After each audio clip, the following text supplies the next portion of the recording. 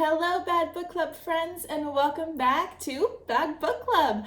And this episode, we're continuing with Season 2 Adventure.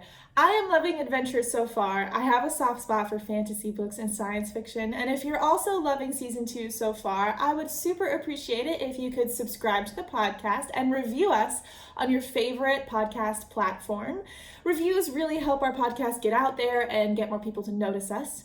Also, if you want to support the podcast further, you could look us up on our website, and I have a lot of opportunities. You can buy a book from the bookshop and support a local bookstore. You could buy some of our merchandise, or for less than a cup of coffee a month, you could subscribe to our Patreon, and I'll give you episodic reviews and episode-related book and movie recommendations. So for last episode, I had book and movie recommendations for The Princess Bride. It's so fun. I really enjoy making those. And also, you may or may not get a couple of extra episodes on Patreon soon. Plus, if you are willing to do a little bit more than a cup of coffee a month, you can get cool merchandise just for being cool. And it's all designed by me, and I thank you so much, and I really appreciate all of your support. So, now that that's out of the way, welcome back to this episode, and I'm super excited about the book that we're going to be talking about. Are you ready? It is The Martian! It's The Martian. I have heard so much about this book for years. I've never read it before. I saw the movie, but to be fair, it was a couple years ago, so I don't super remember the movie other than that the guy in it did amazing. Matt Damon did amazing in the movie, I remember thinking. So I read The Martian, the book. I could not put it down. I'm going to ruin my analysis for you at the end a little bit here by telling you that I loved it. I couldn't put it down. I literally started this a couple days ago, and I read it all in like less than 24 hours because I was enthralled. It was so good. And it's honestly a fairly, not easy read, but it's a fast read, so it's quickly paced. I'll talk more about that as we get going, but let's talk a little bit about The Martian. Let's get started on our summary. Let's do it.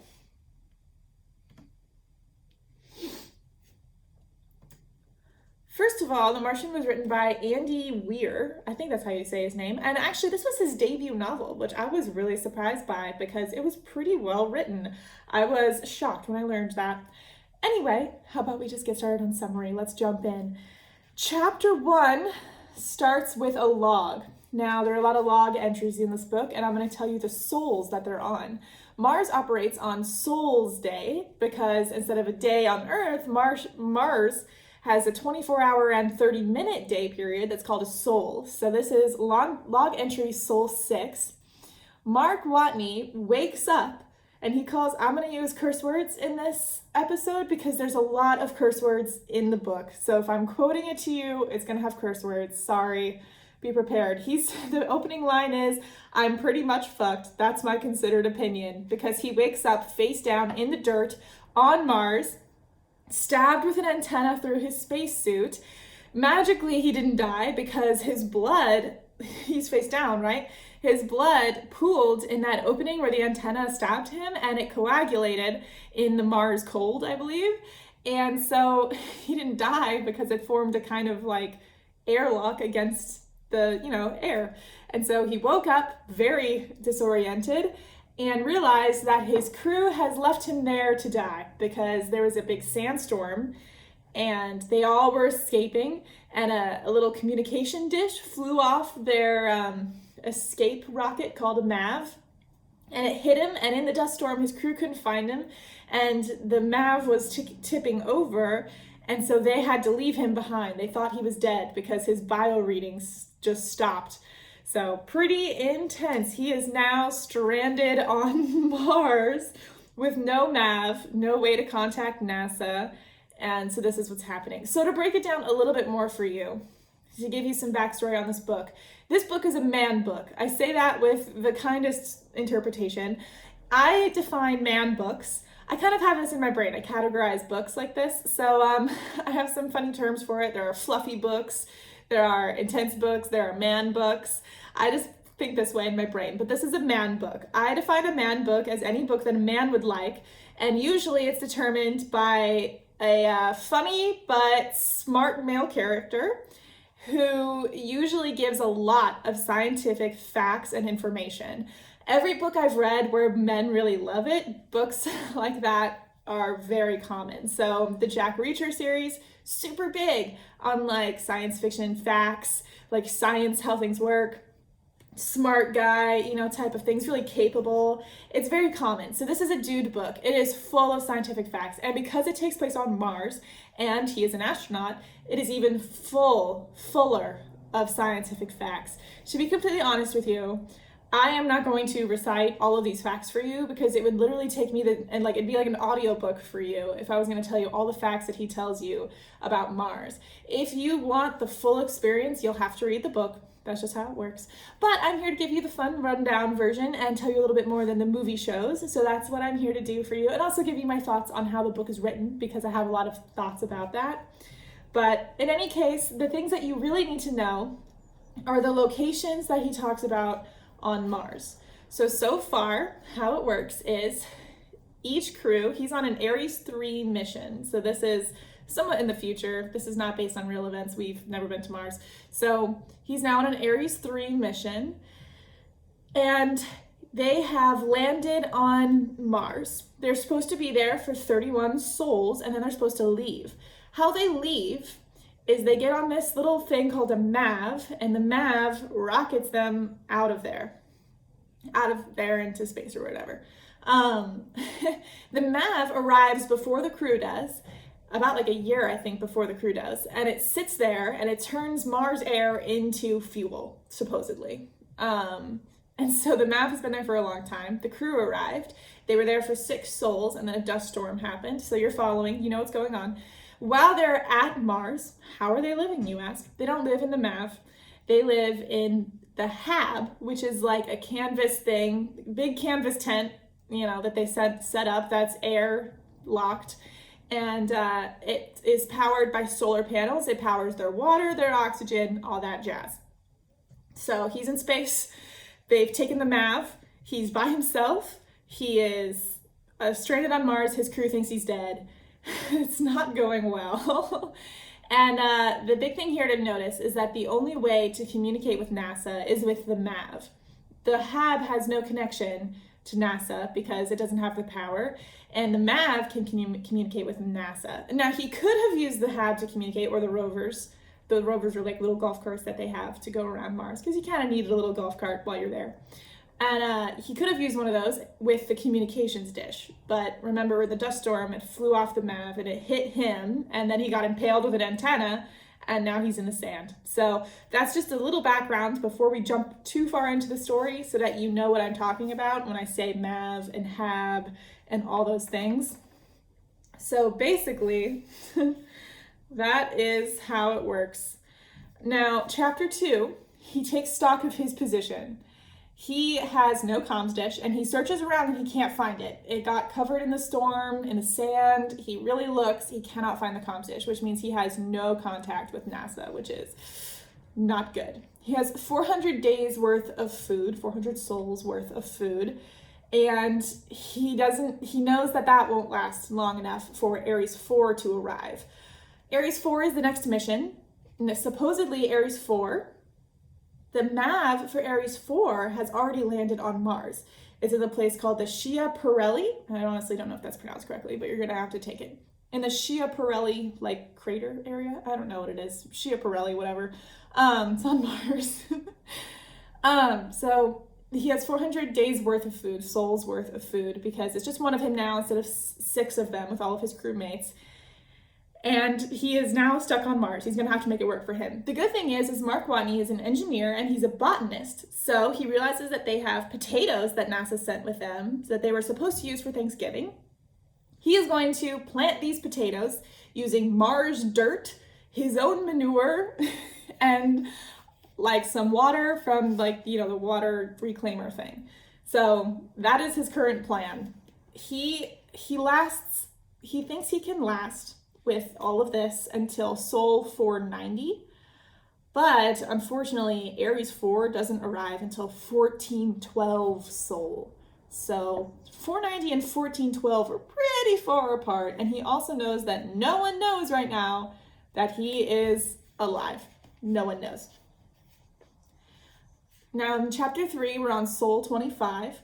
So far, by the way, as a reader, I think you really like Mark Watney. We only get these logs, and it's just him thinking to you and explaining to you how he's doing things. He's a very smart guy.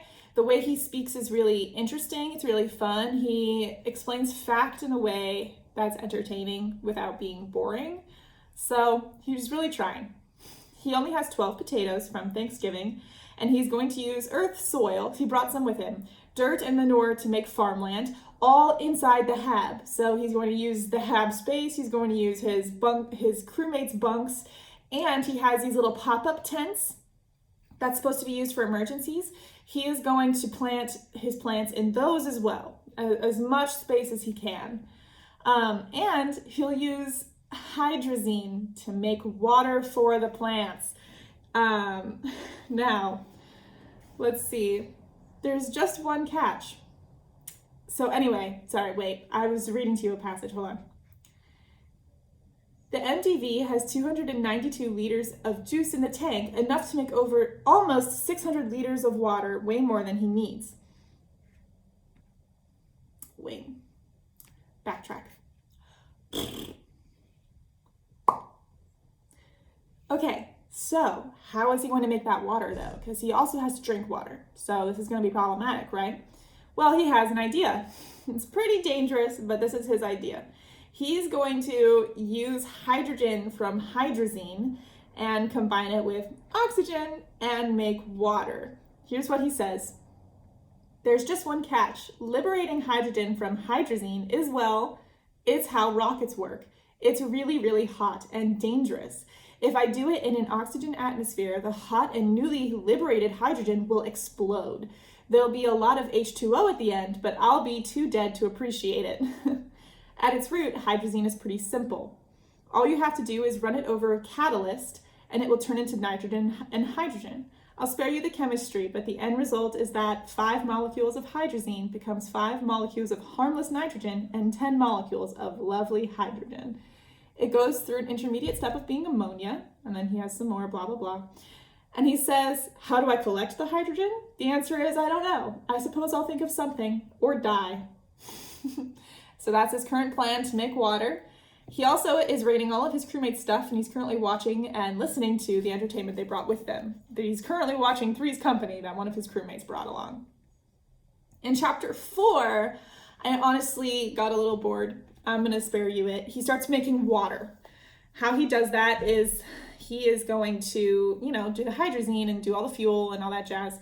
However, presuming he doesn't mess up with the hydrazine, there's still the matter of burning hydrogen. I'm going to be setting a fire in the hab on purpose. If you asked every engineer at NASA what the worst scenario for the hab was, they'd all answer fire. If you asked them what the result would be, they'd answer death by fire. So he uses one of his crewmates' cross. He left like a cross made of wood. It's literally the only thing in the entire hab that's burnable. He scrapes wood shavings off of it, apologizing to God as he does so. He's like, hopefully he'll forgive me because this is a life or death scenario.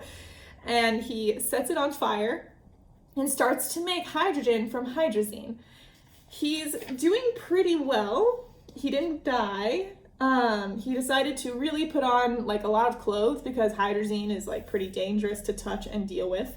And he had to watch the temperature, and it was starting to work. He was building water. He started doing it for a long time. And then he is in the rover in his next log. And you're like, what? Why are you in the rover in your next log? He's now on Sol 37. So it's been a couple days of him making water.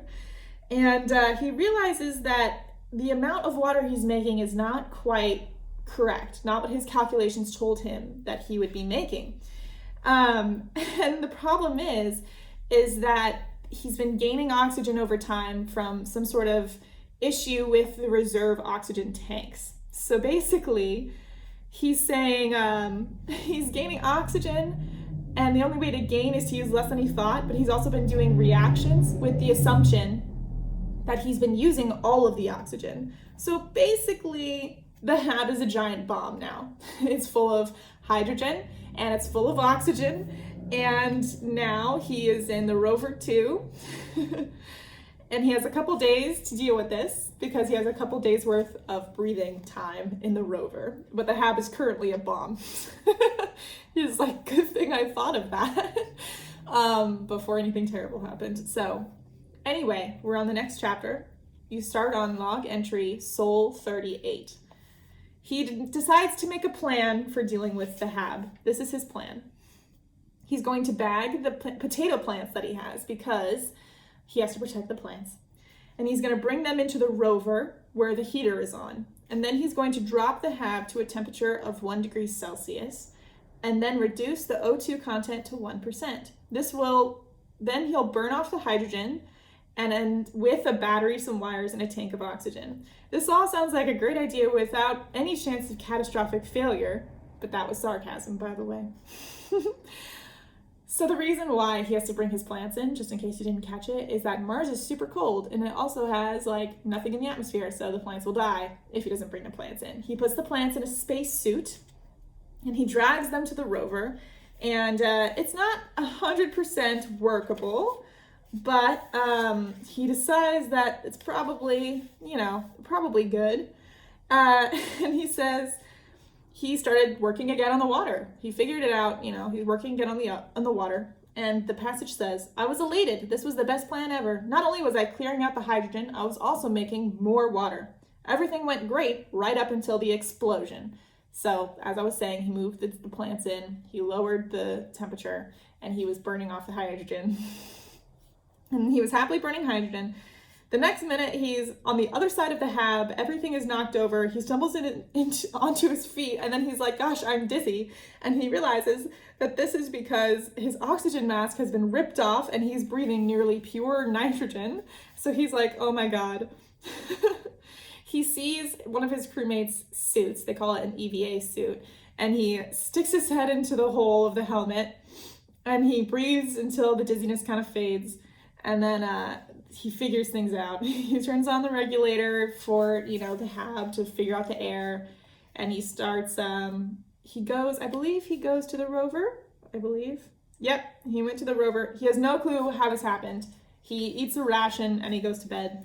The next day, he thinks he figures it out. Basically, he was breathing through this little oxygen mask, and he was breathing out a certain amount of oxygen, and that oxygen reacted. It was because he wasn't wearing his full helmet. He was wearing this oxygen mask that was releasing oxygen. So, as you can tell, this book is very sciencey so far. I personally, while reading, thought that this was all a little bit too sciencey because you just start the book, and he's found on Mars, and I'm like, oh my God. And then he immediately jumps into this water making process, and it lasts for a couple of chapters.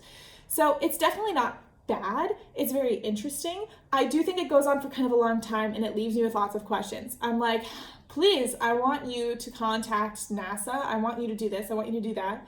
But, it's realistic. This is what he has to do first, and we're 20 days in. So you're currently making a lot of progress, only by page 50 or so. So don't worry. But if it makes you feel any better, after all that jazz of the water stuff, the next chapter we switch. So in this next chapter, we switch to Venkat Kapoor in his office. He is in the Johnson Space Center complex, which is in, I believe it's Houston, Texas, yeah?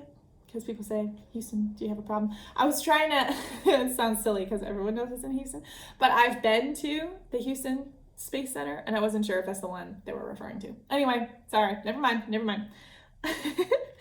Back to things. I'm just going to start over. That was interesting. If you got tired of the water stuff like I did, we are now going to... If you got tired of the water stuff like I did, the next chapter will make you feel better because we switch perspectives. We go to Venkat Kapoor down on Earth, and he is just listening to the president's speech at Mark Watney's funeral, which is a big bummer. People are like, are you okay? And he's like, yeah, it really, really sucks, but sure, I'm fine. And he asks his kind of boss guy, I think his name is Teddy, can I get a picture, a sad picture of the site? And Teddy says no.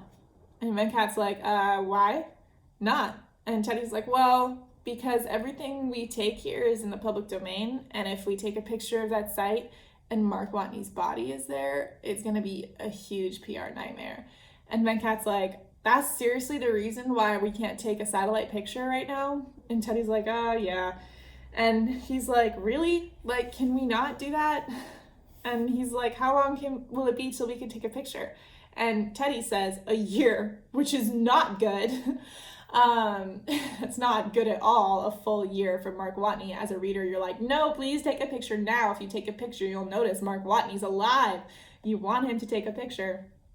Anyway, he's saying, that'll be a terrible idea, Venkat says. We need to take a picture now. It'll be good for his family. It'll be good for XYZ. You can make it like a human interest story and we can bring the body back. Like, come on, like, take a picture. And he's like, all right. So they tell someone to take a picture. Mindy Park is sitting in her office and she looks at this picture that she took and she's like, this is a little bit different than I suspected. And she immediately calls somebody above her and says, I need the mission logs for Ares 3 so she can look at something because she's suspicious. And then she calls Venkat Kapoor because of an emergency. Venkat shows up at Mindy Park's office and she says, like, I'm really sorry to drag you in. And he's like, why are you dragging me in? It better be for a good reason. And she's like, why don't you look at this picture? And Venkat's like, so what's the problem? She's like, see how the tents are popped up? Do you see how the rover's pointing a different way than the logs suggest? And Venkat's like, yeah, but that's not a big deal. And she goes, did you also notice that Mark Watney's body is not visible? And they both realize that Watney is alive. He's alive. And this woman on Earth named Annie is their PR person. And in the next passage, she's freaking out. She's like, this is going to be a PR nightmare. Like, he's alive. You left him there. This is going to be terrible. So anyway, they're explaining to all the higher-ups about this picture. And they're like, oh my gosh, he's alive. And he's doomed to starve to death before we can do anything about it. And they're like, dang it. Anyway, they go to work on trying to find a way to communicate with Watney. Nothing is working. None of the experts can get back to them on how they're doing. They do a speech to the public about what's going on, and they're like, let's figure out how to keep him alive. Let's figure out how to fix this. And then here is my favorite passage of the entire book. No joke, okay? Teddy swiveled his chair and looked out the window to the sky beyond. Night was edging in. What must it be like, he pondered. He's stuck out there. He thinks he's totally alone and that we all gave up on him. What kind of effect does that have on a man's psychology? He turned back to Venkat. I wonder what he's thinking right now. Log entry Soul 61. How come Aquaman can control whales? They're mammals. Makes no sense. That tells you a lot about the sense of humor of this book. Okay, chapter 7, log entry Soul 63. He's now been there for almost 60 souls. That's a lot of time. It's a lot of time. The Ares 4 MAV is in place making fuel right now. If you'll remember, I told you that Ares 4, the MAV has to land first so it can make fuel for their return trip or whatever. And it's in place right now. So he's like, I can make it there and the Ares 4 team might find me. Because remember, Mark doesn't know that they know he's alive. They think he's dead. So he's trying to figure out how to get back without help, basically. And he's saying, I have to live till Ares 4, essentially. He needs to drive the rover to where Ares 4 MAV is, which is pretty far. So he's like, let's see what I can do to these rovers that will allow me to take them places. So he decides to mess with the rovers. There are 2 rovers, and he decides to steal a battery from rover 1 and put it on rover 2, and he's going to use solar panels to add to the battery because of how much the battery uses for driving and all that jazz. He wants to up it, obviously. He uses his potato plants and he, farms them, and he replants more potatoes in his farm, and it's going pretty well. And then he decides that he's going to test out this new rover contraption he built. He tries it out the first time and he realizes it's too cold. He's freezing because he turned off the heat part of it to save energy, and he's too cold on Mars. He can't do it by himself. So he decides, I'm going to go get the RTG. What is the RTG, you ask? Let me flip to that page. The RTG, the radioisotope thermoelectric generator, is RTG, yes, is a big box of plutonium, but not the kind they use in nuclear bombs. No, this plutonium is way more dangerous. Plutonium-238 is an incredibly unstable isotope. It's so radioactive that it will get red hot all by itself. As you can imagine, a material that can literally fry an egg with radiation is kind of dangerous. Essentially, this RTG powers part of their gear when they land, and it's very important for landing. It's covered in layers of insulation, so hopefully it won't mess with the crew. But when they land, the procedure is to drive 4 kilometers with the rover and bury the RTG because it's so radioactive. Now, Mark Watney decides, I'm going to go get this RTG. Now, to be quite honest with you, I can't tell whether this radiation is dangerous for Mark or not because it is covered in insulation. I think the implication is that it's covered in insulation, so the radiation shouldn't affect him. But if the insulation were to be punctured, then the radiation would be very, very dangerous for him. So it's dangerous to have around because of the risk of the insulation being hurt. That's the vibe that I get from this. Anyway, he decides, I'll go get the RTG. He drives 4 kilometers south where he saw his commander go with the RTG, and he finds it because it has a green flag sticking out of the ground so that no one rolls over it in the future Mars missions and things. That's how dangerous it is. And he comes back. So he spends 1 day to charge the rover, and he's gonna cool around. He's gonna use the RTG. 1 day to charge. So he says that when he leaves the hab, he actually gets a little nervous. This is his first time being away from the hab, and he's getting a little nervous. But he finds the RTG, and he drives home. He calls these drives Sirius 1, 2, and 3. So 1 is the test, 2 is to the RTG, and Sirius 3 is the way home. And he preps for Sirius 4, which he says will take 20 souls. We don't know what Sirius 4 is, but we're wondering where he's going to go for 20 days, 20 souls. Anyway, in the next chapter, we switch back to Earth again. CNN has a Mark Watney segment called the Mark Watney Report, and the lady on it is interviewing their psych person, I guess. Venkat Kapoor is there, and then also one other person gets interviewed. So they think that he's going for Ares 4 with this trip. He's like, is he preparing to go somewhere? And they're like, yeah, we're thinking he might go to Ares 4. But it seems a little farther than what Mark said it was. So we, the reader, know he's not going to Ares 4, but clearly that's what NASA believes. They're very nervous about this because they don't want him to make that trip yet. The CNN Watney report, there's no mention of the RTG. They specifically don't mention that because they think it's dangerous to tell them about. And Mitch, the flight commander guy, Teddy, the big boss guy, and Venkat, another important dude, decide that they're not going to tell the crew that Watney is alive. Mitch is super mad about this. He thinks that he should tell them, but they're like, no, psychologically, it would be dangerous to tell the crew. They'll now know that they abandoned him, and that's dangerous. We need to not mess with their morale. They also decide they're going to steal a booster from another NASA mission in order to try and get supplies to Watney, because that's their best plan. If they can get him supplies to last until Ares 4, then Ares 4 can get there and grab him. And they're like, how are we going to tell him that supplies have landed? Because it's not going to land right near him, you know? And they're like, why don't we use giant green ribbons that spell out the latitude and longitude? It sounds crazy.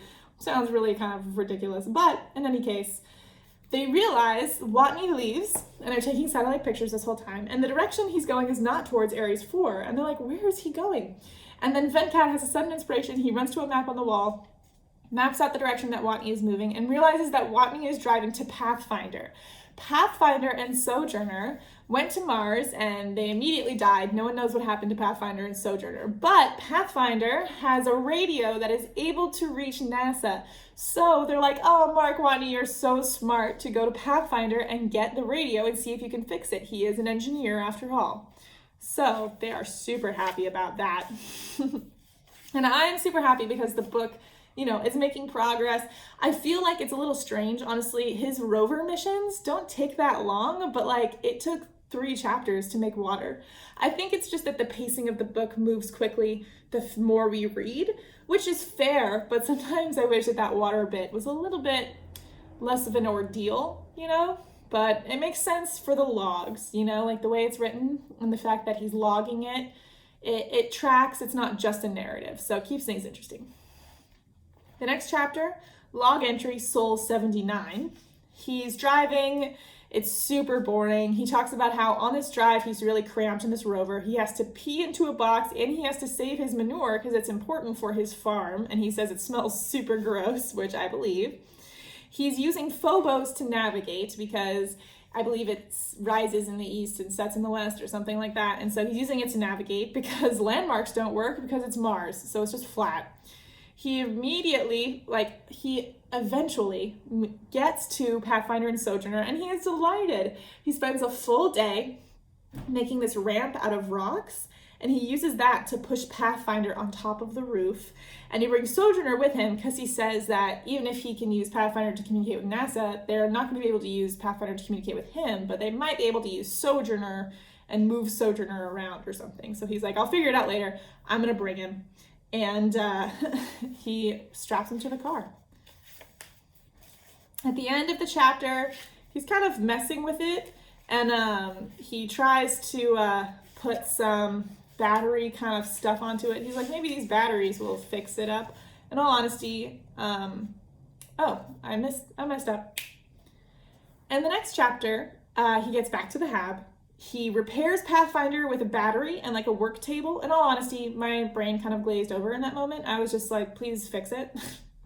He goes into a lot of detail. If you want to read the detail, you can. But sometimes my brain just kind of glazes over information that's not incredibly useful. What's important here is he fixed Pathfinder. He uses the battery. He kind of chilled. The battery charged it up.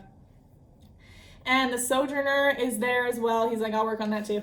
And at the end of the chapter, we get a readout of diagnostics from Pathfinder. So the reader's like, oh, Pathfinder is finding a signal. It says signal acquired, Pathfinder. It says the date and time. It says the temperature. It gives you a whole readout of what's going on in Pathfinder. So the reader's like, oh, yay, Pathfinder booted up. Now in the next chapter, we're on Earth. And they find Pathfinder's signal. The whole place cheers. They're like, yes, Pathfinder, we have a signal.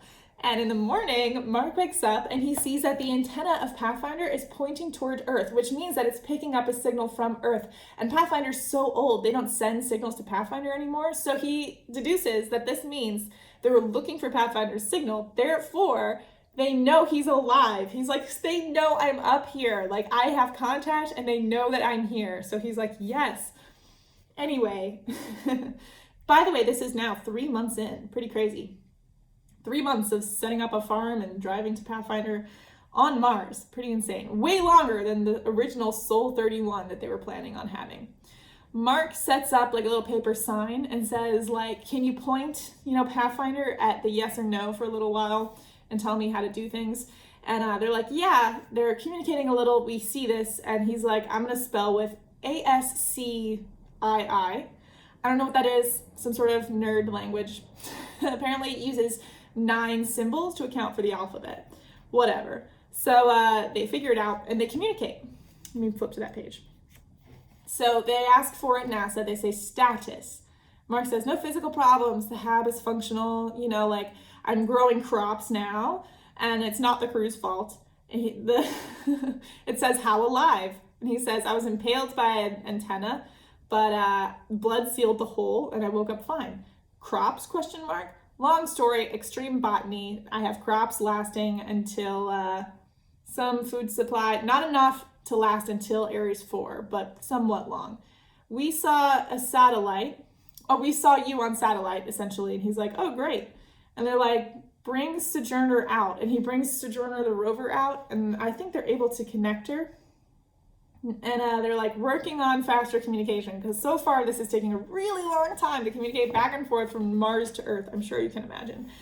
Anyway, they decide that they'll feed Mark Watney a very slow software update, like a byte of information that he's going to upload into Pathfinder himself, and then he'll be able to actually talk to NASA. It works, and they talk more about crops. He says, they're like, we didn't tell the crew you're alive. He's like, what the heck is wrong with you? Tell them I'm alive. And then they say, please watch your language. And he says, okay, cool. Boobs. And he makes an emoji for boobs, which is broadcast to everyone on Earth, which is pretty funny. At the end of this chapter, the crew on Hermes, that's the place that they're on right now. It's flying back to Earth. They get this voice message from Mitch. or I think it's Teddy, someone, once a higher up at NASA, tells them that Mark Watney is alive, that he's been very clear that it's not the crew's fault that they left him behind, and that they are working on getting him back. And the crew is absolutely devastated, especially their commander. She cannot believe that this is happening. She's like, I can't believe this. The next chapter is a flashback to Sol 1, I believe. It's the morning, and each member of the crew wakes up. Lewis is up because she's like a Navy person. She gets every other person of the crew up. We get a feel for all their personalities. Some of them have trouble getting out of bed. Some of them make funny comments. One of them has sausages every morning. One of them has coffee every morning. It's very cute. We get a feel for our crew. I'll say that we kind of got a feel for our crew from the personal effects they brought with them so far. I like that we have a flashback, like kind of halfway in. Although I will say I'm not the biggest fan of repetitive events. So we already know about what happened. I'm not the biggest fan of like going back in time and replaying things. I don't like it in shows. I don't really like it in books because it feels repetitive to me and it feels like, all right, I already know what's going to happen. So like, I don't like reliving this. But this is a short enough little segment that I think it's fine, really. And for the most part, I also think it's useful because like I said, it does tell us a little bit more about the crew and it's from their perspective. Of course, I can guess their perspective. I'm sure you can guess their perspective. Obviously, they wouldn't have left Mark if they knew he was alive. So clearly, it's exactly how we think it happened, right? But what can you do? Anyway, they're all excited. They're having a good day. Oh, this must be Sol 5. Sorry, excuse me, because they left on Sol 5, I believe. So anyway, Sol 5. They've only been there for 5 sols. They're like, we'll go about our day as usual, but NASA says that there's a dust storm incoming, so we have to be careful of that. They're hanging out and they're outside, they're doing stuff, and then they notice this commotion and they're like, oh gosh, it's a sandstorm, get back to the base. They get back to the base, they hide in the hab, and the hab is taking extreme wind conditions. Now, the hab will be fine. The problem is the MAV. The MAV is starting to tilt. As you can guess, this is probably bad because it's supposed to shoot them up into space. If it doesn't shoot them up into space, they'll just land on Mars. That would be bad. We want them to get to orbit. So a tilt is bad. If it tilts too far, they're not going to be able to return. So they have to get back in the MAV and leave before it tilts too far. Or they have to shore it up. But in a dust storm, they're not sure how to do this. In the dust storm, they start getting readouts from the MAV that it's tilting really far. They're like, we have to get to the MAV. We have to abandon this. Like, we'll leave. So they go to the MAV. They're walking in the dust storm. And they're like, oh my gosh, we have to get there. Visibility is 0. If you get lost, use your suit's telemetry. Like, the wind is rough. They're stumbling. And then Watney says, hey, like, maybe we can shore up the MAV and make tipping less likely. How? Lewis huffed. We could use cables from the solar farm as guy lines. And then he wheezed and then continued. The rovers could be anchors. The trick would be getting the line around. The flying wreckage slammed Watney, carrying him off into the wind. Watney, Johansson exclaimed. What happened? Lewis said. Something hit him. So clearly they're freaking out. Lewis, the commander, tells all of them to get to the MAV and they go. And Lewis stays outside in this dust storm and searches for Watney. She's out there. They all get into the MAV and it's at a 7-degree tilt and they said it'll fall over at 12.3 tilt. Now Lewis is looking around. She continues to look around and the tilt is getting really dangerous. They're at like 11. They're at 12. And they decide they'll use like some sort of like blasters. I don't know. Some sort of maneuver to like kind of like mess with the MAV a little bit, but it'll stop their tilt for a second. And so they stop the tilt and they're like, Commander, you have to get into the MAV. Like his biosuit telemetry is down. It reads 0. His suit was reading 0, but probably because of all the depressurization that happened when he got stabbed. So they're like, he's dead. You have to accept that. They get into the MAV, they take off. Usually they cheer whenever they take off like accurately, but instead all of them are really sad and Johansson starts crying. So it's very clearly not a good time for the crew. Okay, and the next chapter is log entry Sol 114. That is a long time, you guys. Very long time. However, the important thing about this chapter is that something changes. There's 6 passages in this chapter about the HAB canvas. This is the very first passage about it. The employees of Deo Plastics worked double shifts to finish the HAB canvas for Ares 3. There was talk of triple shifts if NASA increased the order again. No one minded. The overtime pay was spectacular and the funding was limitless. Woven carbon thread ran slowly through the press, which sandwiched it between polymer sheets. The completed material was folded 4 times and glued together. The resulting thick sheet was then coated with soft resin and taken to the hot room to set. There are 5 more passages all about the HAB canvas, and most of it is about how the HAB canvas is built. But just from that passage, to be honest, I'm not the biggest fan of this tactic, because I'll tell you what happens. So basically, Mark Watney starts to get emails because he's really excited, because he now has connection with NASA, and it's short now because of his little, software code that he did. He gets one from the president, he gets one from his mom, and they teach him Morse code, so just in case the Pathfinder breaks down again, he can use Morse code with rocks to communicate with them with satellites. Now, between the information about the canvas and the information about, we teach you Morse code just in case, this implies that a disaster is imminent. Anytime in a space flick or book we start to get detailed information about how something is made, that tells me that that thing is about to break, because we have to understand how that thing works in order to understand how to break it. And so in between these passages, we get Mark Watney's logs, and he's living life, and he's happy, and he's almost the second harvest time and all that jazz. And then we get these passages about the HAB canvas. Now, the only one that really matters, well, technically also in this, he does contact the commander and sends an email and says, it's not your fault, just bad luck, you can't be psychic, stop beating yourself up. It's very nice. And also NASA's saying there's going to be an investigation into your astronaut friends when they arrive back, and Watney's like, that's really crappy, they didn't do anything wrong. And so in the passages, they continue about the canvas. They also talk about how they set up the canvas and it was perfect. And then it says this is the last passage about the HAB canvas. Designed for a mission of 31 souls, the HAB continued well past its planned expiration. Soul after soul went by, with the lone astronaut traveling in and out of the HAB almost daily. Airlock 1 was closest to the rover charging station, so the astronaut preferred it to the other 2. When pressurized, the airlock expanded slightly. When depressurized, it shrunk. Every time the astronaut used the airlock, the strain on the HAB relaxed, then tightened anew, pulling, stressing, weakening, stretching. Terribly suspenseful, super stressful. After 6 passages of this, my reader brain was like, you have to do something or I'm going to lose my mind. You can't just keep sprinkling in passages about how the HAB canvas is going to break. I got that the HAB canvas would break from the very first passage. You're beating me over the head with it, just a little bit. But he wakes up to the HAB shaking, which is super stressful because we're like, oh no, the HAB, right? But everything's fine. But NASA is checking in on him, and he's like, ugh, fine, I have to do a ton of stuff that NASA is telling me to do.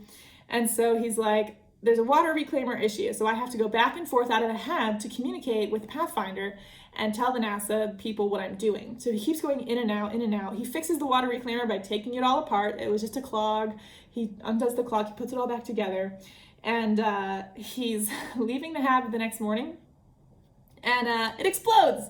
Watney is standing in the airlock, and the airlock is blown away from the HAB. He's still in the airlock.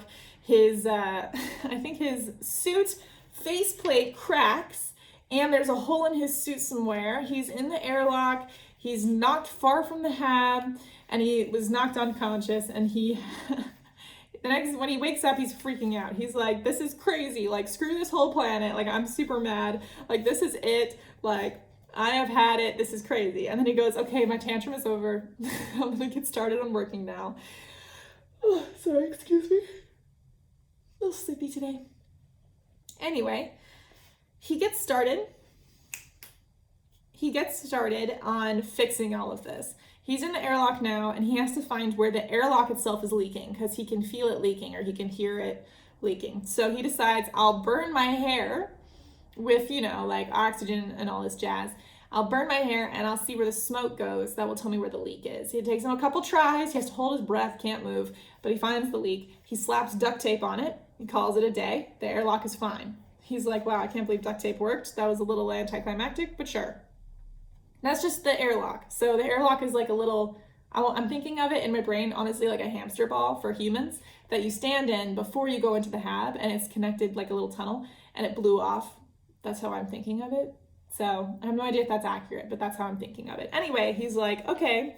Now the problem is my suit is damaged. So he uses canvas and resin from like a patch kit to fix his faceplate, kind of, and then he has an arm problem, leaking from his arm of his suit. So he cuts off the arm of his suit, not his arm, but the suit, and he seals that shut.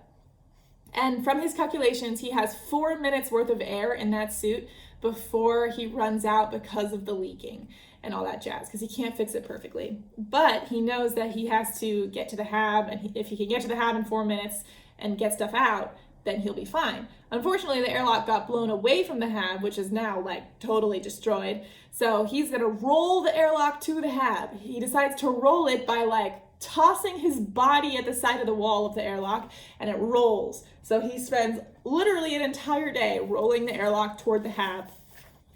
And then he is able to eventually make it closer. He comes out of the airlock for 4 minutes. He gets into the hab. He grabs the helmet from Martinez's suit, and he puts it on. He's like, oh, I can breathe. All right. He spells out A-OK with rocks and Morse code for the satellites to see. And he realizes that his potatoes/soil, plants, are dead. He still has the potatoes that he's been growing because the cold won't hurt them. But all the bacteria in the soil that he was working on is dead. There's no way to save it. And the plants that he was working with are dead. So he's like, crap. Now he does not have enough supplies that he was thinking that he would have. He now only has enough to last till Sol 856. Remember, Ares 4 doesn't arrive, I think, until 1412. That's just not enough time. Well, not great. It's also a shorter amount of time because he told NASA he had, I think, until 960. So they were planning on that to give him a probe with supplies to wait until Ares 4, but now it's less time because he's going to run out of food. So that's not good. It's not good at all.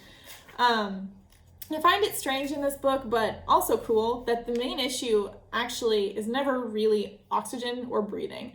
That's what I would expect from a space thing, Mostly the concern of this entire book for every mission is food, which makes much more sense to me and is actually weirdly more stressful because I know oxygen is fragile, but food is something that you can literally stare at and watch dwindle and there's nothing you can do about it, and it's a very slow killer.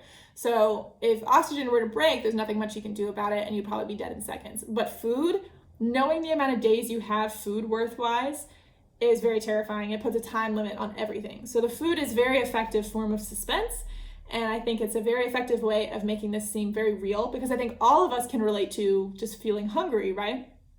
So not all of us can relate to, oh no, oxygen might die. And it would get a little repetitive if that kept happening over and over again in this book. That's honestly why I'm not the biggest fan of space movies, because I find that happens a lot in movies. They're like, oxygen, oxygen, oxygen, This book is a lot about food. So I thought that was really cool. Kind of a switch them up, kind of cool. Not even really, it has some water issues, but not even a ton of water either. Mostly it's food. That's the debilitating thing. Anyway, he tells NASA about this. I think he sets Pathfinder back up. He says, I don't have enough food. As I said before, my potatoes died. They're like, well, we have a probe incoming. We'll move up the date. It's called Iris. And he's like, wow, great. A gay probe is coming to save me, because Iris is the goddess of rainbows. It's pretty funny. Anyway, during this chapter, we hear from another new character. His name is Rich Purnell. He's sitting at his desk and he's working on the orbit, directions, I guess. What's it called? Paths, travels, I don't know. And he decides, he has a thought. He's like, interesting thought.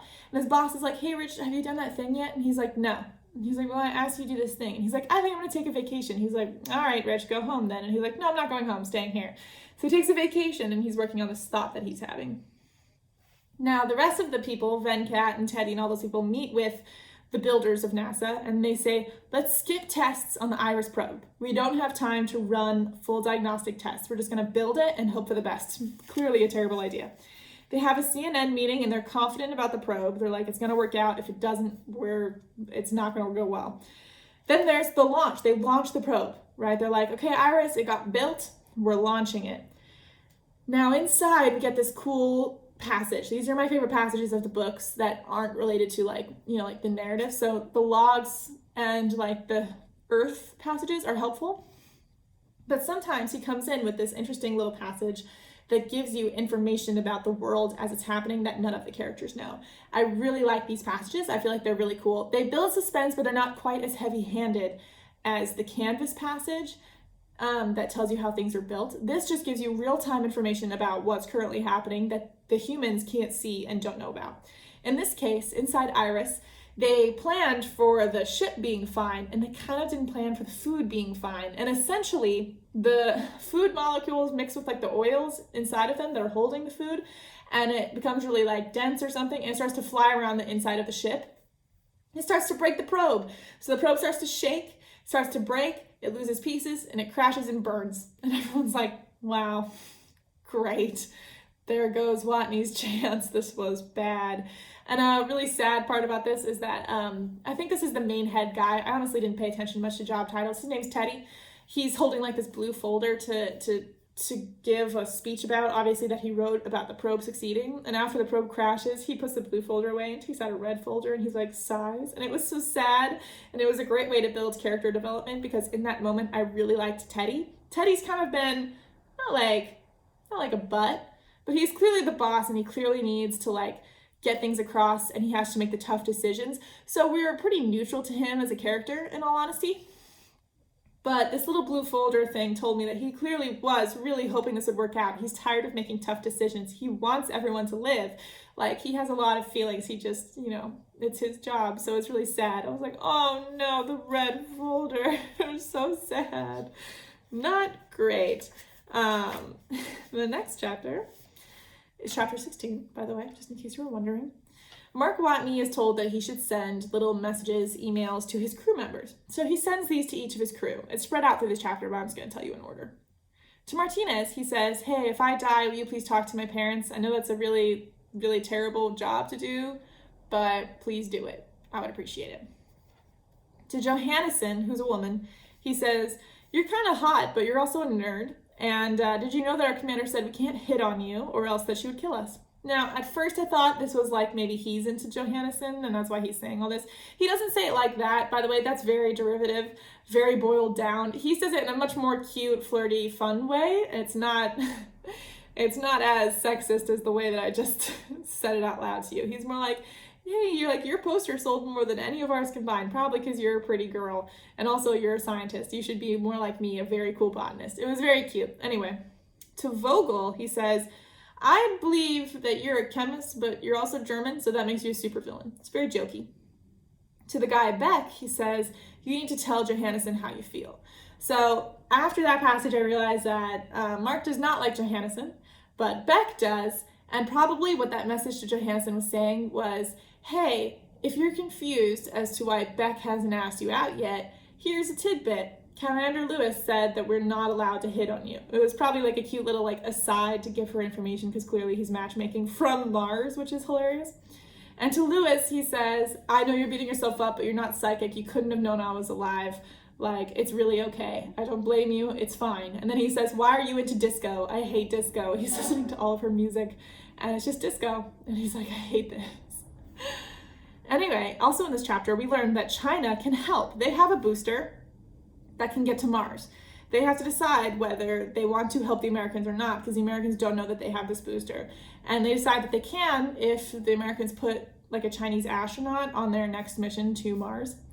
And anyway, the team at NASA, while this is happening, are saying we have to do try number 2. We won't have a landing system, and it's just going to impact at extreme velocity on Mars. So make sure to last till then. Also, you need to build it in like 30 days. It's very intense. Clearly, it's almost impossible. It's clearly very almost impossible to send something in this amount of time that's not tested, that's not shored up, that's full of food that have to survive like a crazy impact. It really feels impossible to the reader for sure.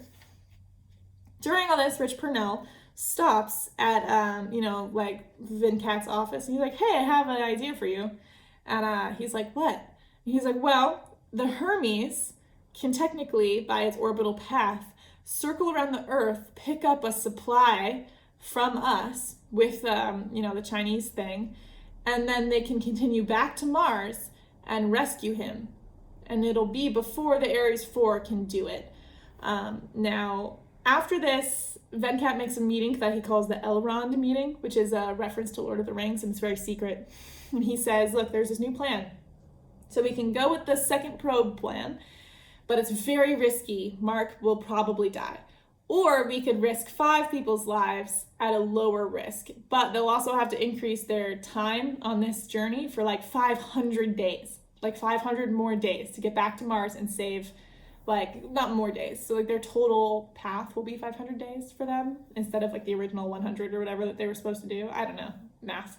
So he's saying we can risk 5, low risk, or we can high risk 1. And we have to decide. And we can't tell the crew because the crew will definitely want to save him. It has to be without emotion. And he's like, oh, all right. And after some deliberation, Teddy, the district guy, boss guy, decides we're just going to risk Mark. We're going to go with the second probe. Everyone is mad. They're like, oh, should not have done this. We should have done it with the Hermes crew. Like, clearly it's much safer all around for everybody. It risks them, but they're willing to do it.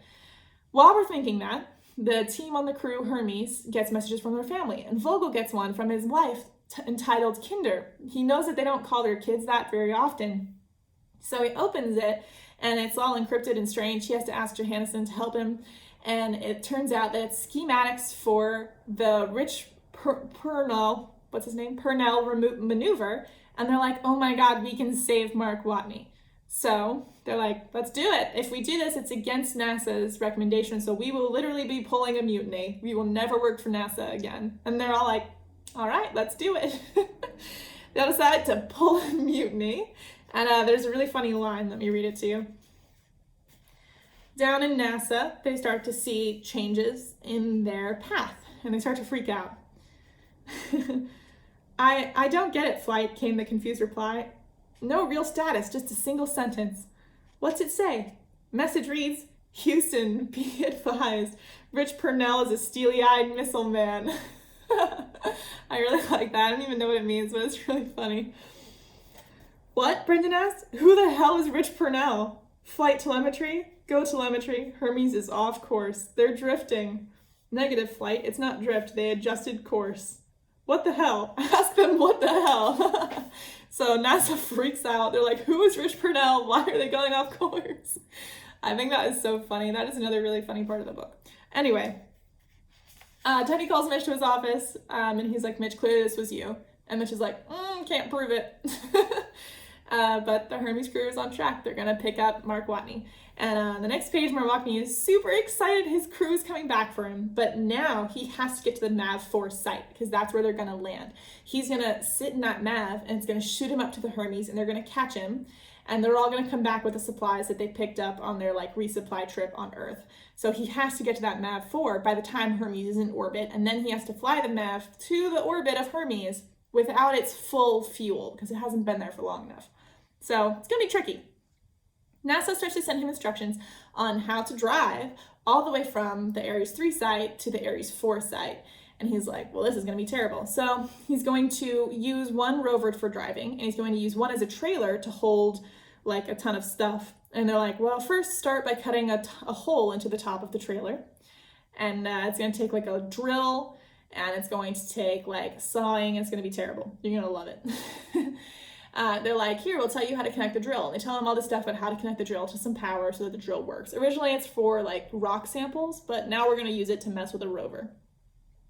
While drooling, he shorts Pathfinder. I'll explain how it happens. Let's go to the passage. Oh, poor Pathfinder. Power traveled from the drill line's positive lead, through the workbench, through the mylar canvas, through Pathfinder's hull, through a bunch of extremely sensitive and irreplaceable electronics, and out the negative lead of Pathfinder's power line. Pathfinder operates on 50 milliamps. It got 9,000 milliamps, which plowed through the delicate electronics, frying everything along the way. The breakers tripped, but it was too late. Pathfinder's dead. I've lost the ability to contact Earth. I'm on my own. So it's completely dead. Pattery. Now he has to prep for this whole thing by himself. He decides to start packing up for his trip. The next chapter is log entry Sol 197. He decides he has to work out how to power both the rover and also power his oxygen, water, reclaimer, and the regulator from the hab. He's going to have to take the big things from the hab and put it into the rover, because he needs it. The temporary ones won't last long enough for the trip. He needs the big ones. But how he's going to power all those things while also powering his rovers for driving with only solar panels that he can take with him. It's going to be really tricky. So he does a bunch of math, and really what we talk about here is kilowatt hours per soul is the energy that he's using. But he decides that that's too long to say, so he's going to call them pirate ninjas. It's very funny. So he says that his main issue with oxygen is that actually oxygen isn't the problem, it's getting rid of carbon dioxide. So really he can kind of mess with he can use the oxygen like reclaimer or whatever it is, regulator, for most of the day, and then he can take an air day and filter out the CO2 and add in oxygen with, like a day where he doesn't drive. So that's his plan. So he doesn't have to power the oxygenator every single day, and so it'll be a lot easier. So he also says that with no heat, there'd be less of the regulator taking up power. It takes up like way less power if there's no heat coming from it. So he's going to use the RTG. He's going to use the RTG again to fill up heat in the rover. He's going to connect rover 2 to the back of rover 1 with a little trailer, and he's going to connect like a hose between them so that both of the atmospheres are like regulated and he can get heat and air from the oxygenator, and everything can happen all correctly. So he decides to do a test drive with weight from rocks to see like what it's like to drive and how far he can go. And in that time, he pulls his back. So for a couple days, he's stuck inside, and he actually takes baths with the RTG, heating up the water, which is really funny. He's like, I have to drive with this thing for like 100 souls, like 1 or 2 days won't kill me in a bathtub. And so he is really feeling tired. That's what I'm also getting from this chapter. He starts to get more physical problems. His back is hurting. He's feeling tired. He takes a sleeping pill, and it works a little too well. He sleeps for like half the next day. It shows the reader without really telling the reader how tired he is. Because in a log where you're reporting how you're feeling, you're probably, if you're Mark Watney, not going to focus too much on how tired you are and how bad you feel, because you're just reporting what you're doing every day.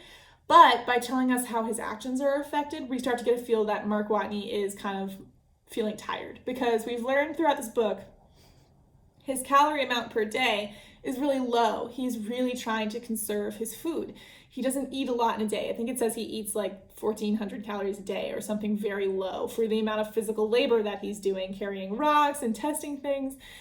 So we start to get that. We start to get that with the sleeping pill. We get it with his back pulling out. We get it with him just being tired. He has several days where he ends the day a little early because he's feeling lazy, quote unquote. And I think that's just a way of him saying, I got tired. I couldn't do it anymore, We're starting to feel fatigue from poor Mark Watney. Anywho, he also figures out the panels. If you can, he decides that he can put them on the side of the trailer with like these little brackets. And he also removes all the stuff from the trailer. So the rover 1 is in the back, rover 2 is the one driving. We're calling rover 1 a trailer because it's just trailing behind, carrying stuff. He clears out a ton of stuff in the trailer, and he's able to fit a ton of stuff in it. And he realizes he's able to drive 100 kilometers a day. It'll take about, I think, 30 souls, or that takes about 30 souls to do, all in all. So, yep, pretty crazy. The next chapter, the crew talks to their loved ones. We get their responses to them lengthening their trip for a very long time for a dangerous mission. A lot of them have kids, they have family members. It builds suspense because so far we really deeply care about Mark Watney, and we really wanted the crew to come rescue him because we knew that would up his chances for survival as a reader. But up until this moment, the reader didn't really care if the crew risked themselves. Like we did because we don't want people to die, obviously, but we don't know the crew that well. So risking the crew is not really, like a hard decision for the reader to make. While you're reading, for example, when Teddy made that choice to go with the riskier option for one person, the reader was like, oh no, clearly go with the one that risks everyone else because we like them, but we also know they'll go, and we also don't care too much. We haven't got a lot of face time with them as a reader. Up until this point, this this chapter really shows you more about each crewmate. So we get to talk to their wives, their kids that they're leaving behind. One of them has a kid just about to enter kindergarten, we care about them a lot more. We also learn that this like this little probe to the orbit of Earth so that they can pick up supplies is extremely important. They have to get that. We get that from Johannesson. I think it's Johannesson, or is it Johannesson? I don't know. I'm saying Johannesson in my brain, so that's what I'm going to keep saying. She tells her dad that her dad is like, we're super worried for you. Like, we can't watch this go through it. Like, we're just dying over here. And she's like, Dad, no matter what happens, I'm not going to die. And he's like, what? He's like, well, I'm not going to get into it, but no matter what happens, I'm not going to die. And he was like, I need to know, what are you talking about? And she says, well, the crew decided that if the supplies doesn't work and they don't have enough time to get back to their mission, that they're all going to kill themselves with like a little pill, and that I will live because I'm the youngest, and I will eat their supply rations. That'll last for most of the trip. And he was like, well, what about the rest of the trip? Well, and she said, well, there's more than just rations, so she'll eat them, in case you didn't notice that.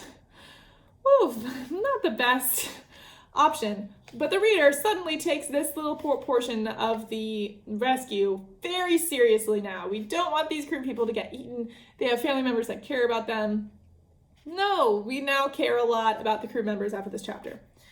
So Van Kit and Teddy arrive in China to work with the Chinese people because they're going to use their booster, to get the supplies to their Hermes.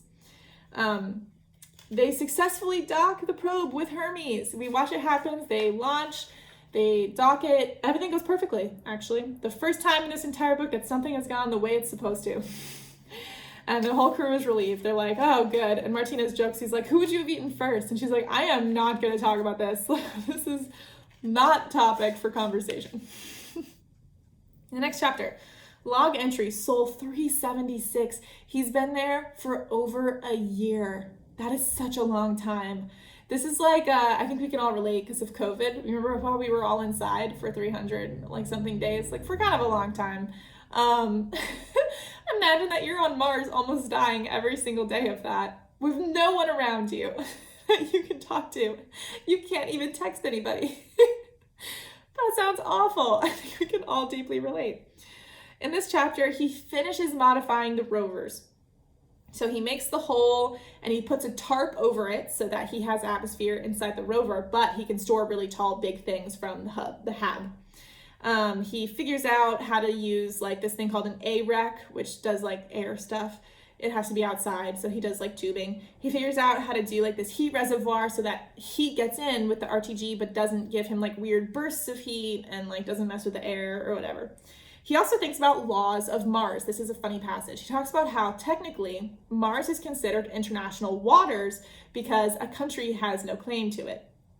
But the HAB is American made, so is technically owned by the country. So when he's in the HAB, he is bound by American laws. But when he's on Mars, he is in international waters. He says that technically he will be driving to the MAV-4 and he will have to take it over before contacting NASA. And in that time where he commandeers something American before contacting NASA, because he technically doesn't have permission, he will be a pirate. And since he's in space, he is a space pirate. It's a very cute little passage.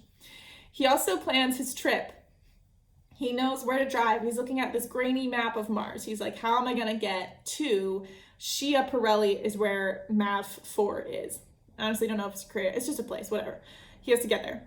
He says that on the way, he's going to stop by Marth Valley, which should be pretty easy terrain. And he also makes like a bedroom for himself for his trip, which is one of the pop-up tents, but he makes it bigger by taking apart the HAB canvas. So he cuts the HAB up and he puts it onto his pop-up tent, and then he fixes the HAB for a couple days and he fixes his pop-up tent so it doesn't explode whenever he fills it up. And he starts saving rations to use. So currently he's just eating potatoes. He's run out of most of his rations, but he's saving a couple for big events. And he's just eating potatoes now, which sounds like it sucks. I would hate to eat potatoes every day. Here's the ones that he can eat. He has one labeled for departure the day he leaves for Schiaparelli. He'll eat halfway when he reaches the 1,600 kilometer mark and arrival when he gets there.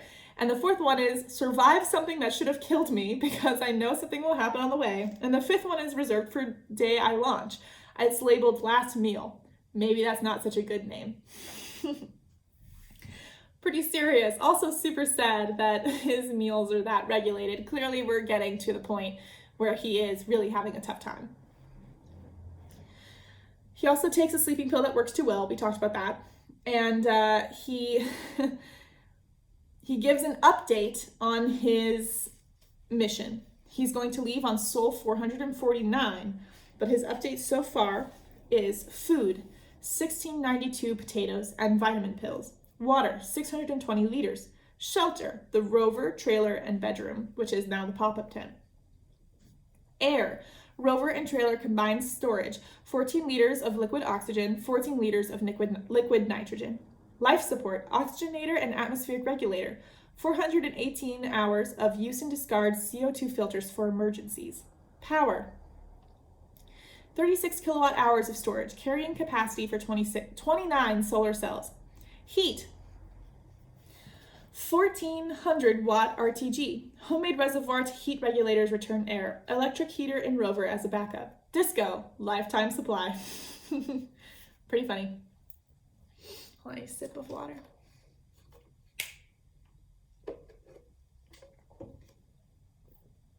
Okay. In the next chapter, it is log entry Sol 431. So time is moving a lot faster now.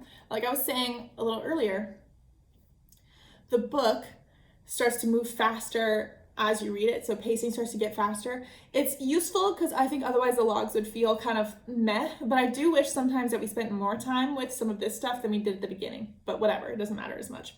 He packs, he tests everything, and there's a meeting on Earth. There is going to be a dust storm. They say that solar panels don't work in dust storms because solar can't reach the panels. And he needs 20% to just power his life. So he needs it for oxygen and stuff. They don't know if he'll get that in a dust storm. They also won't be able to track him in the dust storm because satellites are all they have, and they have no way to tell Mark that a dust storm is incoming. They also explain, never mind, back up. The crew, we switch to the crew. And Hermes is also getting worse for the wear because that trip was also not supposed to last so long. So like wires are starting to get a little bit like meh, and like some of the rooms are getting hot for no reason. We're having some issues on Hermes. We also learned that Johannesson and Becker are dating, so that's cute.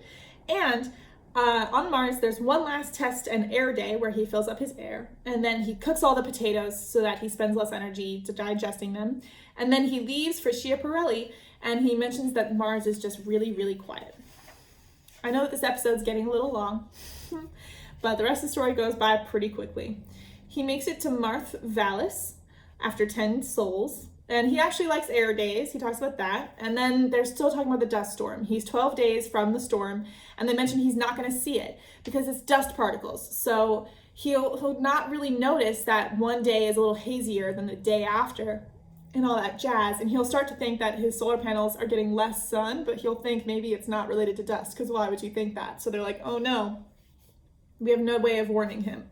And they don't know if he'll make it. The crew is unwilling to bet that he won't make it though. They all believe he'll kind of pull through, which is nice. Now on the way, he has a navigation problem, and he gets out and he looks around, and he notices that in front of him is kind of hazy, and behind him is actually not that hazy. And he's wondering what's going on. And then he realizes that the solar panels have been doing not that great lately, and it's probably because of dust. So there's a dust storm. So he's like, oh, NASA was probably freaking out, and they definitely were. So he starts making a plan, and he spells out with rocks, dust storm, making plan. The plan is he's going to put solar panels in a bunch of different places, and he's going to measure the power of each of those solar panels throughout the day. And if one of them is less, then that means the dust is in that area, and he's trying to figure out where the dust storm is moving. He does this whole thing where he removes the camera from his suit, and he makes a whole thing so it doesn't die in the Martian air, and then he puts it next to the panels so he can watch their power.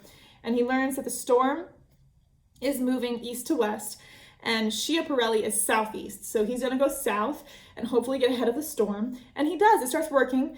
His percentages start to light up. He hopes it's in the shape of a circle, and he's not going through like a tunnel, because that would be bad.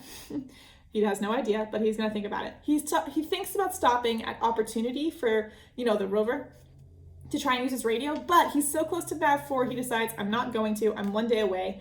And while he's passing through this valley, he has, there's another passage that tells you about what's happening in the earth, and it talks about how this crater has a bunch of loose sand in it.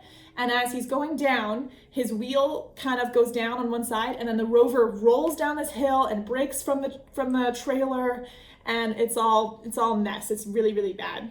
Mark wakes up like, wow, that sucked, but it's actually not that bad.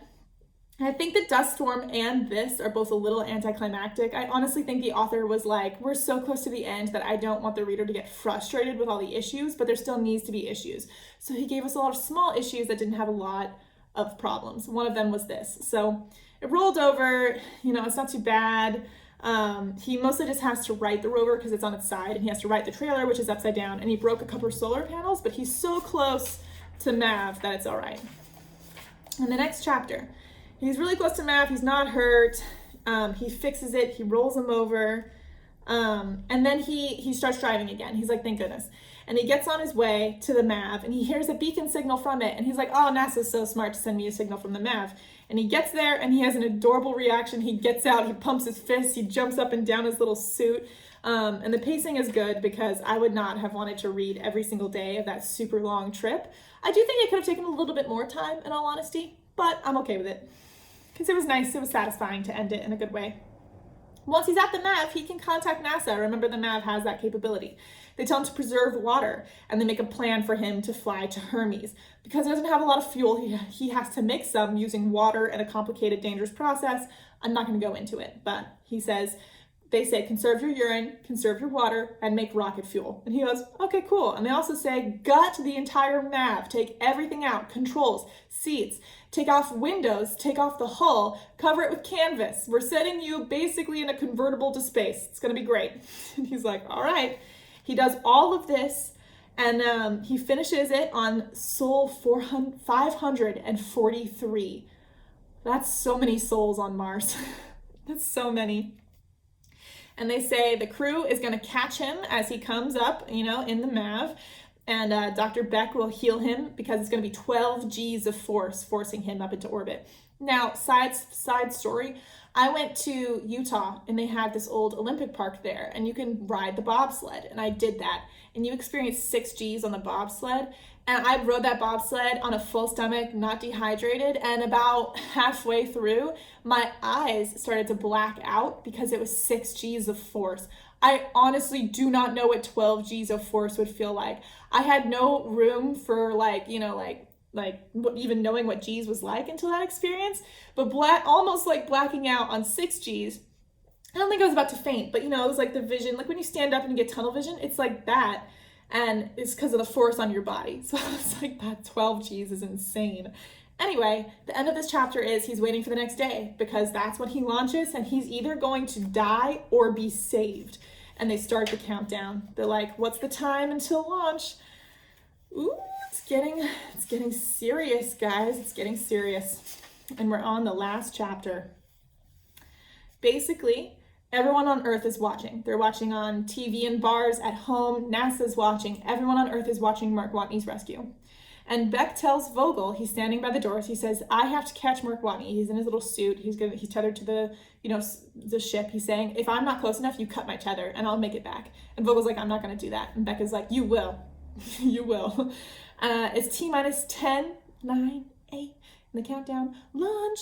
And they launch him up. Mark Watney's like, I wonder when it'll, and he's like flying. It's pretty funny. But fortunately, Whitney, right before he passes out, sees that the canvas is starting to rip. It rips, which is not surprising. He's using canvas to cover the room. Like, I don't understand. Whatever. Of course it's going to rip.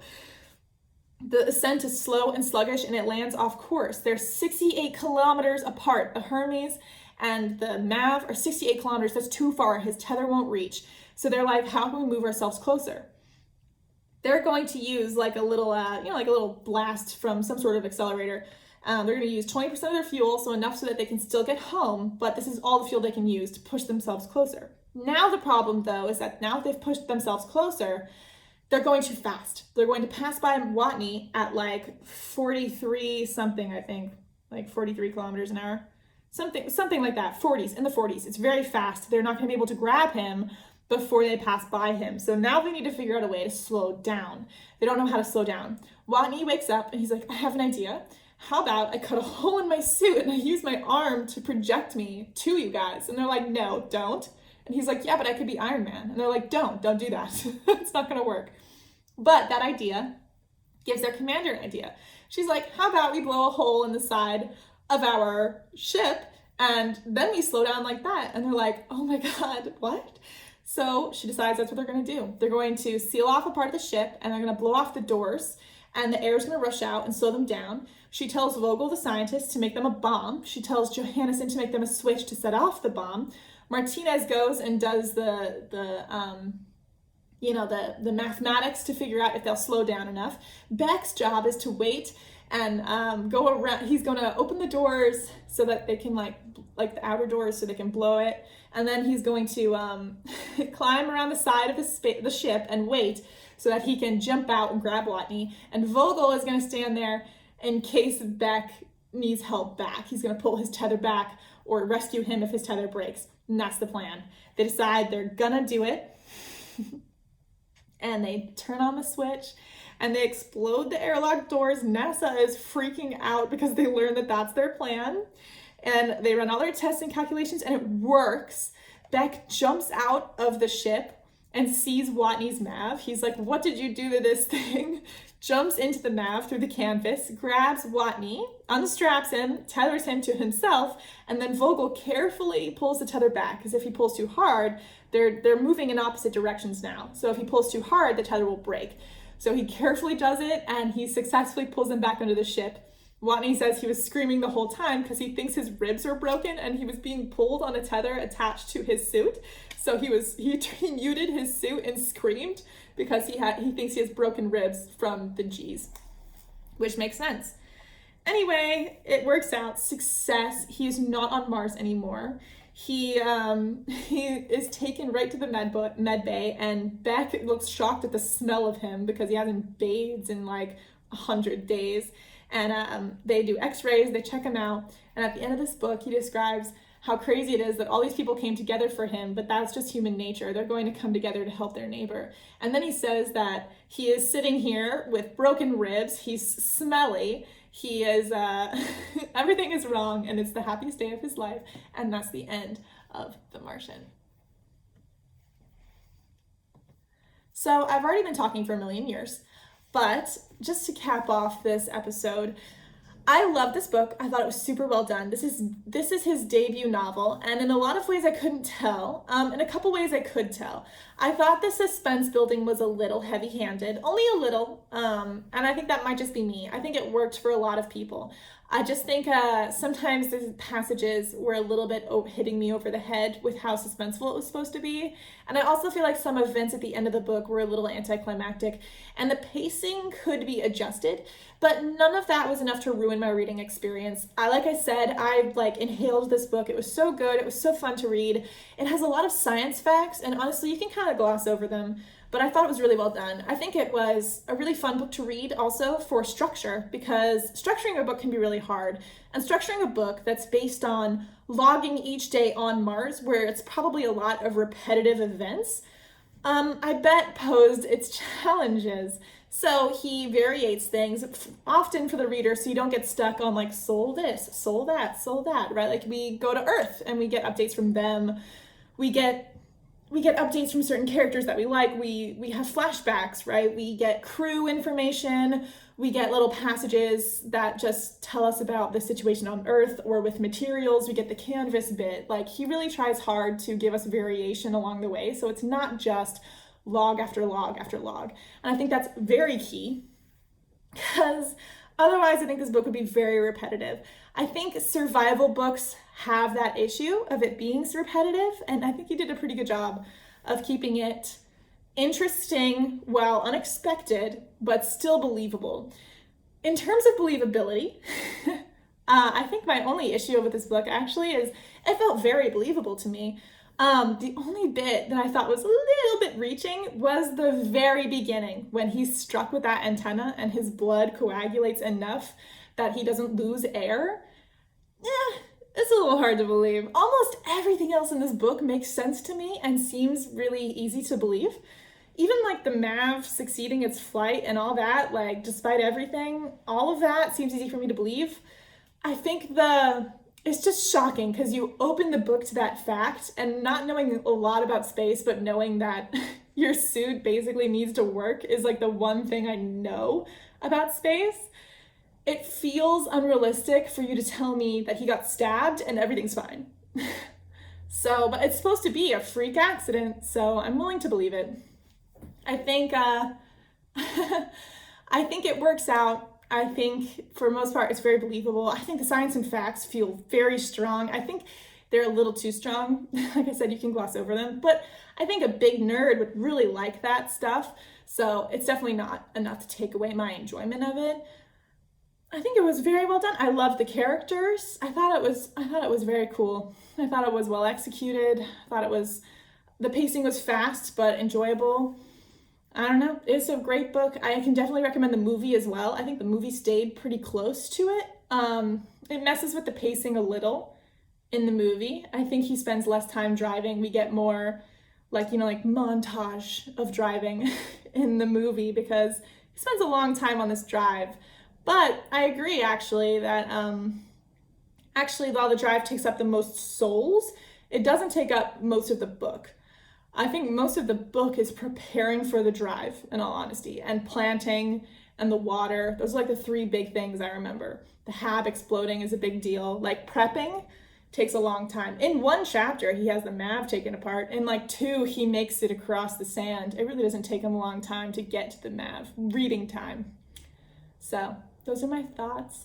In terms of science fiction and adventure, I think this is the perfect science fiction novel because I think actually it's a little different from most science fiction novels. A lot of science fiction, quote unquote, in literature is a lot about how human nature and technology will kill us eventually and how it's actually detrimental to society. A lot of it is like societal implications and critiques. It's usually very dark. Thinking Fahrenheit 451, A Brave New World, all those, 1984, they're all like, society and technology will kill us. In this, it's much more like plausible, believable world with a survival situation. So it's science fiction without being too much of a comment on society. And the comment that it makes on society is actually a positive one, which is that we'll tie together to save one person. I mean, like one person that we are all watching. We'll do that. So many people in this book, like, just totally give up trips that they've been planning for years and years to save one guy. And that's kind of the point of it. So it's actually much more uplifting than a lot of the science fiction I've read, which I appreciate because science fiction can be a real downer. It's similar to fantasy in that way because fantasy, I think, is a lot more happy ending based. Sure, there's a lot of Pyrrhic victories in fantasy, especially like high fantasy, like Lord of the Rings and stuff like that. But in terms of fantasy, most times things work out the best they can, and it's a lot about world building. Science fiction, like I said, is usually just usually marinating in societal critique. This was much more positive, and it was much more actual science based, which I found pretty enjoyable. I thought that it made me smarter. I liked characterization. I don't know, you guys. I feel like I don't have a ton of thoughts for you because I just really enjoyed it and I kind of told you my thoughts along the way already. I really like this book. I really recommend you read it. I think it's great for a plane ride if you want to feel very stressed while you're on a plane. If you want to think about the fact that you're flying in the air and really feel a little terrified for your life, read this while you're on a plane. Oh my gosh. But I think it is a great science fiction book for people who don't read a ton of science fiction because it feels believable. If you don't read a lot of science fiction or fantasy, this feels like a gateway book to that type of reading and that type of plot and like writing style. A lot of it is manipulation of your feelings. I thought he did a great job leading the reader where he wanted us to go. I was actually telling my husband that The Martian is kind of like the space version of Life of Pi. You really have to be manipulated to want things to happen that maybe aren't what should be happening. Like Life of Pi, we got manipulated into wanting the tiger on the boat. So it was much more believable when he woke up with the tiger on the boat, because we, the reader, wanted the tiger on the boat. In this book, a lot of what we want to happen seems unrealistic, but we want it to happen. So we're fine when it happens. So in terms of suspending disbelief, this book does an amazing job. Thank you so much for listening to this episode of Bad Book Club. I had the best time breaking down this book for you and telling you my thoughts and telling you about what happens. I think that it's a great companion to the movie. I love that movies now are much more based on the book. When I was younger, they didn't do that. Just watch Percy Jackson and the Lightning Thief and tell me that they used to do that with books. They don't. Anyway, if you want to support Bad Book Club, please subscribe and review. I love hearing from you guys, and if you give me suggestions, I'll be sure to try and follow it. We're going to continue with science fiction and adventure in season 2 2 weeks from now. So it's bi-weekly, obviously. So I'll see you guys then. Thank you for sticking with me through The Martian. I'm sorry if my analysis was a little bare bones. It's mostly just a well-done book. The structure is simple. It's a simple story. It's just a man versus nature type of story. And those are always kind of simple and also some of the most dramatic. So if you want a science fiction gateway book, this is the answer. And I'll see you next time for something entirely different. But I'm not going to tell you. It's a secret. Goodbye, lovelies. If you want to watch the video version of this episode, you can find it on our YouTube. You can watch most of the recordings of season 2 on there. I record live now. You get to see bloopers, extras, times that I trip over myself, me coughing or yawning. It's super engaging and wonderful. But it is kind of fun to see. So I will see you guys soon. I will see you with a new book to talk about. And I appreciate you guys for tuning in and listening with me. Goodbye, lovelies.